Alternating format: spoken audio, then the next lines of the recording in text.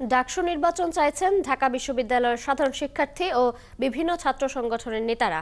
সাধারণ শিক্ষার্থীরা চান অতীতের ছাত্রলীগের মতো ক্যাম্পাসে কোনো দলীয় লেজুর বৃত্তির ছাত্র রাজনীতি থাকবে না, কিন্তু নির্বাচিত ছাত্র সংগঠনের মাধ্যমে শিক্ষার্থীদের স্বার্থ সংশ্লিষ্ট রাজনীতি থাকবে। এতে একমত ছাত্র সংগঠনগুলো। তাছাড়া তারা বলছেন, প্রশাসনের সদিচ্ছা থাকলে আগামী 2 মাসের মধ্যেই ডাকসু নির্বাচন আয়োজন করা সম্ভব। আরও জানাচ্ছেন নজরুল ইসলাম।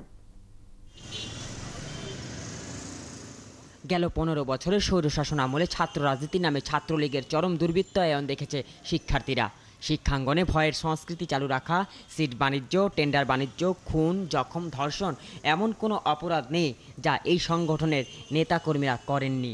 ফলে দেশের রাজনৈতিক পট পরিবর্তনের পর এখন আর শিক্ষার্থীরা কোনো দলীয় লেজুর বৃত্তির ছাত্র রাজনীতি চান না।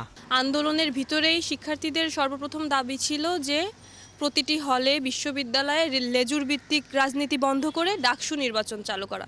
বড় ভাইয়ের রাজনীতি এখন আর কেউ পছন্দ করে না। ডাকসু যদি না থাকে, আগামী দিনে যখন জাতীয় নির্বাচন হবে, যারা ক্ষমতায় আসবে, দেখা যাবে তাদের যে ছাত্র সংগঠন থাকবে তারা কিন্তু আবার সেই আগের পদ্ধতিতে চলে যাবে। শিক্ষার্থীদের এমন মনোভাবের কারণে রাজনৈতিক দলগুলোর অঙ্গ ও সহযোগী সংগঠনগুলো এখনও ক্যাম্পাসে সরাসরি কোনো রাজনৈতিক কর্মকাণ্ড চালাচ্ছেন না। তবে নির্বাচিত ছাত্র সংসদের মাধ্যমে শিক্ষার্থীদের স্বার্থ সংশ্লিষ্ট রাজনীতির প্রয়োজনীয়তা মানছেন বর্তমান ছাত্র নেতারা। এ কারণেই উঠছে ডাকসুকে সক্রিয় করার প্রশ্ন। বিগত 15 বছরে এই ফ্যাসিবাদী সিস্টেমের যে ছাত্র সংগঠন ছিল ছাত্রলীগ, এরা ছাত্রদেরকে এখানে নির্যাতন করতো। সেই ক্ষেত্রে তারা কিন্তু এই বিশ্ববিদ্যালয়গুলোতে ছাত্র সংসদ বা ক্যাম্পাসগুলোতে ছাত্র সংসদ কিন্তু তারা দেয়নি। যদি ইউনিভার্সিটি প্রশাসন চায় আগামী 1-2 মাসের মধ্যে ডাকসু নির্বাচন তারা বাস্তবায়ন করতে পারবে। একটা ফিক্সড ডেট থাকা দরকার, যেটা প্রতি বছর একাডেমিক ক্যালেন্ডার হিসেবে এটা থাকবে।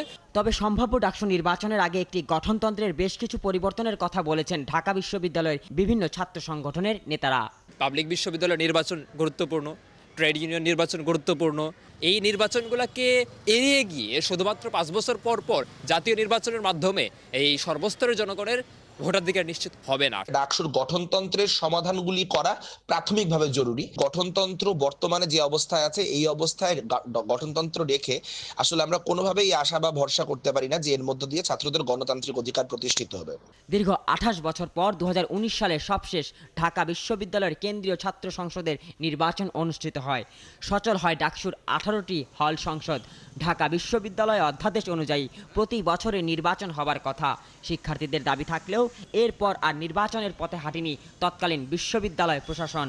নিয়মতান্ত্রিক যে গণতান্ত্রিক চর্চার যে ছাত্র রাজনীতি, সেটি তারা করছে না। এখানে দুইটা বিষয় আমার কাছে মনে হয়েছে।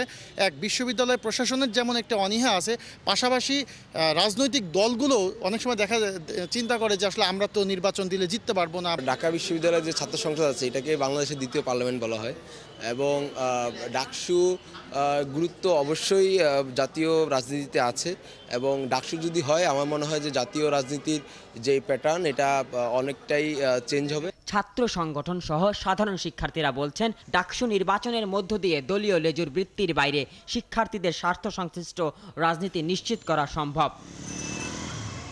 নজরুল ইসলাম, 71, ঢাকা।